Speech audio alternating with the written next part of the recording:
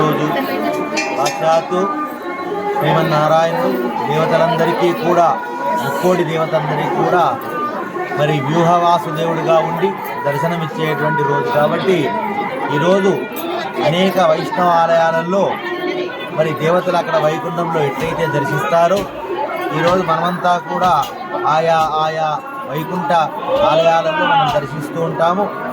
ఈ దర్శనం పుణ్య విశేషం చేత మోక్షం అంటే సాక్షాత్తు వైకుంఠనాథుని యొక్క సన్నిధానానికి చేరడం అన్నట్టు.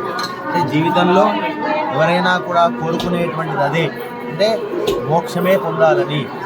ఆయా లోకాలలో పోకుండా చక్కగా మోక్షస్థానానికి పోవాలని కోరుకుంటాడు. కాబట్టి ఈరోజు ఎవరైనా కూడా శ్రీ వైష్ణవాలయాలలో ఉండేటువంటి విష్ణుమూర్తిని దర్శిస్తే వాళ్ళకు తప్పకుండా మోక్షం కలుగుతుందని, మళ్ళీ దానాలు ధర్మాలు విశేషమైన ఫలాన్ని ఇస్తాయని వేదాలు పురాణాలు ఇతిహాసాలు అందరూ కూడా చెప్పినారు. కాబట్టి ఈరోజు మన ప్రాంతంలో ఉండేటువంటి ఈ రుక్మిణీ సత్యభామ సమేత శ్రీ వేణుగోపాల స్వామి ఆలయం చాలా పురాతనమైనటువంటిది.